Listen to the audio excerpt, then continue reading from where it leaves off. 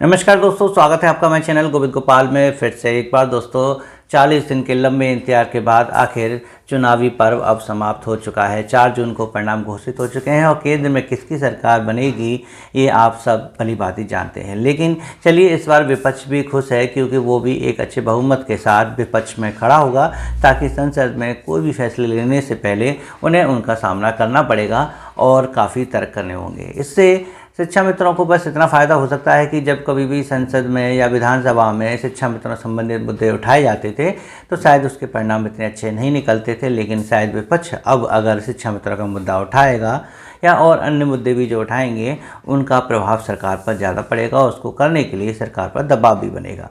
तो विपक्ष अच्छा आने से शिक्षा मित्रों को कुछ लाभ हो भी सकता है। और रही सरकार की बात, तो सरकार वही फिर से बनी है, डबल इंजन की सरकार फिर से कहलाएगी।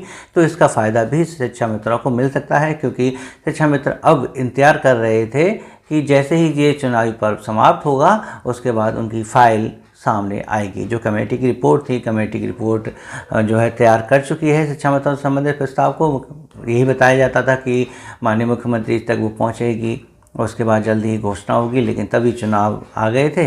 इस वजह से वो फाइल वहीं रुक गई है। तो चुनाव खत्म होने का इंतजार सभी शिक्षा मित्र कर रहे थे और अब वो घड़ी आ गई है कि जल्द ही सरकार बनने के बाद, आचार संहिता खत्म होने के बाद शायद उसमें गति आएगी। शिक्षा मित्र संगठन ने भी यही बात कही थी कि अब जल्द से जल्द हम इस प्रस्ताव को सामने लाने का प्रयास करेंगे। प्रस्ताव में मुख्य रूप से जून माह का मानदेय भी है, साथ ही साथ मानदेय वृद्धि भी है, और भी क्या है ये तो सबके सामने आएगा, तभी पता चलेगा कि उसमें नियमितीकरण है या सिर्फ मानदेय वृद्धि है, क्या मूल विद्यालय वापसी का कोई आदेश उसमें छिपा है।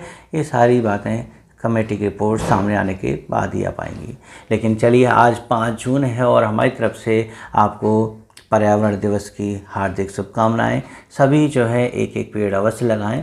विद्यालय में होते तो एक एक पेड़ ज़रूर अवश्य लगाते, लेकिन आप अपने घर के आसपास आंगन में भी जहाँ भी आपको जगह मिले एक पेड़ अवश्य लगाएं, क्योंकि गर्मी आप देख रहे हैं कि पारा कितना जा रहा है। लेकिन जैसा है, जो पेड़ लगाए जाते हैं उनका संरक्षण भी उतना ही आवश्यक है। तो खाली आज पेड़ लगाने की संख्या से ज़्यादा उनको संरक्षण प्रदान करना भी बहुत ज़रूरी है, ताकि वो आगे बढ़ सकें और पौधे जो है पेड़ का रूप ले सकें।